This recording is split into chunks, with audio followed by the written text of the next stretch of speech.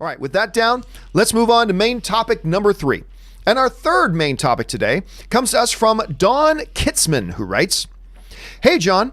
Since joining Marvel, Men in Black International is the 7th non-MCU film headlined by Hemsworth that was a box office dud. I'm surprised he hasn't faced more scrutiny about his viability as a lead actor. I suppose this is reason enough for him to stay in the MCU." All right, thanks a lot for the question, Don. And you know what? I've been getting a lot of messages from people. Don is just one person who has written to me over the past, even before Men in Black came out, suggesting like, hey, can Chris Hemsworth work as a lead actor? Can he work? I mean, is he bankable? Because a number of films have come out, not really performing well, all this kind of stuff. Will this make people stop and look at him? And I'll say this, to their point, there are numbers that kind of do raise the question and make it legitimate to at least, at any rate, raise the question of, can Chris Hemsworth be considered a bankable star? Because if we look at, say, the last 10 films that he's either headlined or been a feature in that were not MCU related, it doesn't paint a good picture. Men in Black International right now is struggling mightily and is going to end up losing the studio a bunch of money. It's sitting at $110 million. That'll go up, of course, but it ain't going to break even. Bad Times at the El Royale, which I actually thought was a pretty good movie, grand total worldwide, $31.8 million. 12 Strong, which he was the lead in, 67.4 worldwide. Ghostbusters, which he wasn't the lead, but he was one of the featured. Honestly, I thought he was the best part of Ghostbusters. I really did. That movie lost a ton of money, brought in a big number, $229 million, but in relation to how much it cost, it actually lost the studio money. Then we get to maybe the worst film on this list, The Huntsman Winter's War.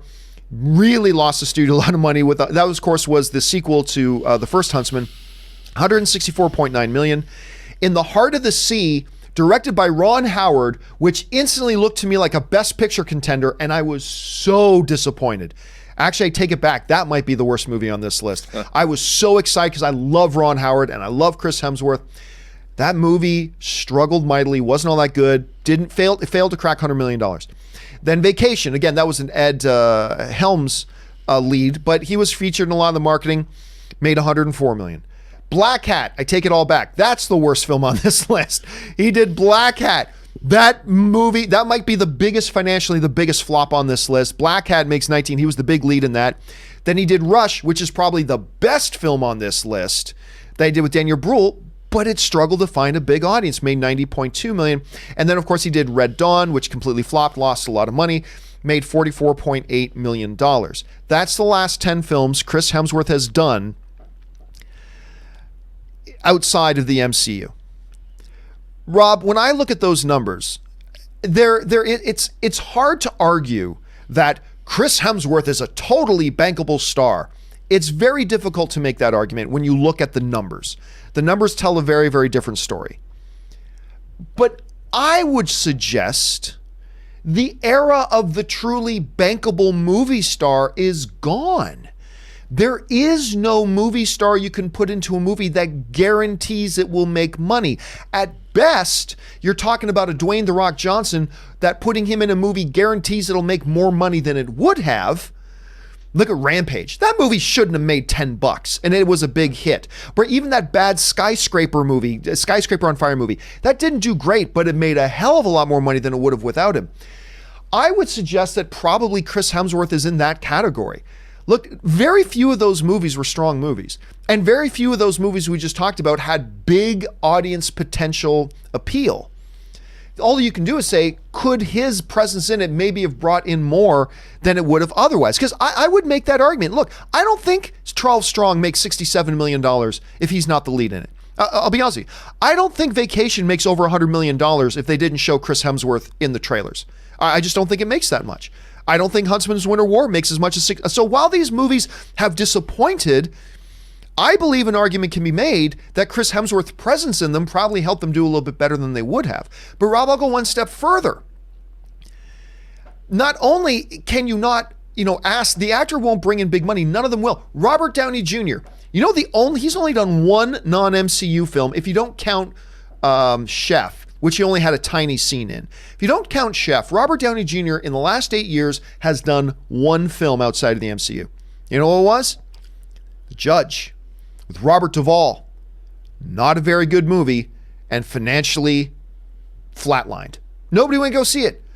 Even though it had Tony Stark, Iron Man, he's the hottest thing in the world. Nobody went to go see it. So does that mean that you can't? So I would suggest this, Rob. From my point of view, all you as a studio can do is ask the actor to bring a great performance. The rest is up to the director and then up to the marketing departments. And did you have a good movie to start with? All you can ask a movie star to do is give a great performance. And while I go down like this list, a lot of these films, Chris Hemsworth, I believe, gave a great performance. I thought, even though I don't think Men in Black is very good, I thought he was quite solid in it. I thought he was awesome in Bad Times at the El Royale. I thought he was quite strong in 12 Strong. He was the funniest part of Ghostbusters. He's the only thing that was watchable about The Huntsman. He gave a really good performance in The Heart of the Sea. He was funny in Vacation. Black Hat, I think even he knew he was in for something bad there, so I'm not going to say anything great about him there. I loved him in Rush. He was so good, and Red Dawn was Red Dawn. But that's all you can ask an actor to do, Rob, is you can just ask them to come in, give credibility to the movie with your name power. He does that. And give a solid performance to elevate the movie as much as you can individually make it elevate. The rest is up to the director of the studio and the marketing department. So is he bankable?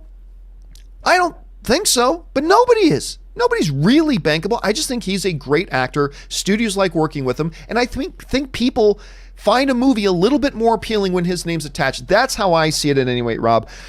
This is a huge issue, but like if you had to sum it up, how do you look at this thing? Well, I think Chris Hemsworth, his career is a perfect example of everything that's wrong with Hollywood right now, in the sense you pointed it out. The guy's got charisma to burn. Yeah. One of the most handsome dudes ever to be on movies. Funny. He's a great screen presence. You can't take your eyes off him. He's a great actor, a good team player, and everybody loves him. But look what they're putting him in. Half that list is remakes or sequels. And the other half is a movie like Rush, Prestige Project. That was a great movie. It was Rush great. is legitimately a great movie. He was a big part of that movie. The problem is we're seeing all of these. His career is sort of, in my mind, a victim of the changing tides of the movie business as a whole.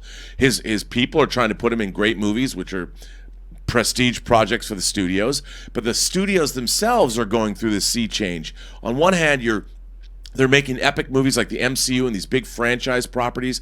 That's what people want. They want spectacle. And Chris Hemsworth has more talent than that. That's why you put him in a movie like Rush, which is not the MCU. That's still a great movie, but how do you get audiences today to go see a movie like Rush? We got Ford versus Ferrari coming up with both Jason Bourne himself and Batman. Yeah. And I'm looking forward to seeing that movie. I mean, it's awesome. James Mangold who made Wolverine and made, obviously, Logan. And that movie should make $500 million. It's not. It's not going to make that because people are like, why do I want to watch a movie about Ford versus Ferrari? It's just the world has changed. And I think Chris Hemsworth so far has been caught up. One day they're going to figure out what to do with him. But now... the money doesn't lie, but I also think in his case it's not the only story because he classes up every movie he's in. He does. He makes every movie he's in better, even if it's a Huntsman. And Black Hat, directed by Michael Mann, who directed Heat and Thief, incredible director. That he even did a director's cut of Black Hat. There's a director's cut. I didn't know that. There's a director's cut. I haven't seen it because I haven't released it on home video. But I mean, Chris Hemsworth is a great actor and by all accounts a great guy who's stuck. He needs to get out, and he needs, just like Robert Downey Jr. The guy was nominated for Best Actor at the Academy Awards for Chaplin, as we talked about yesterday, and all he's doing is MCU movies.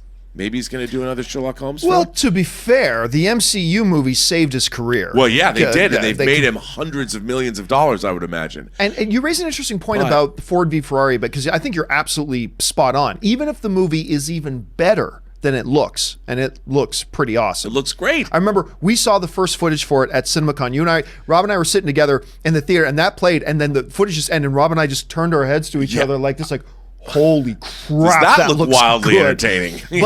But and I think you're right. There's no way this movie makes $500 million. But I would also say, I don't think there was ever an era where that movie makes $500 million. You know what I mean? It's just that the sliding scale has changed a little bit. And you're right. I think you make a great observation about it's kind of a product of the times. Yeah, I mean, it wouldn't make $500 million, but I think everybody would go see it. It was an adult-oriented kind of a film. The problem is, movies have now changed. They're all roller coaster rides. All they're big. The big ones event marquee. There's still lots of indie films going, but the disparity. A movie like Ford versus Ferrari should have made $150 to $200 million if it's as good as we think it's going to be, and then it would be in the Oscar conversation, and people would be going to see it. Adult audiences would be flocking to see that movie. But I think that it's dealing with a situation from decades ago. I don't think young people who are going to these spectacle movies have much interest. And from a studio perspective, there's still filmmakers that want to make prestige projects, but no one's going to see them, unfortunately. You know what? I'll tell you what. I'm going to go out on a limb right now.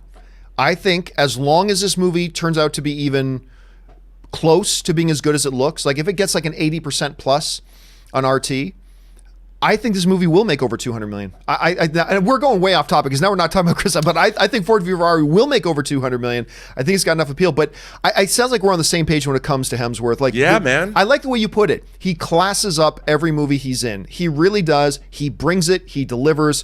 So yeah, if I'm a producer, I do not hesitate to put him in my movies. I don't hesitate for a second to put him in my movies. I don't care what those other movies did.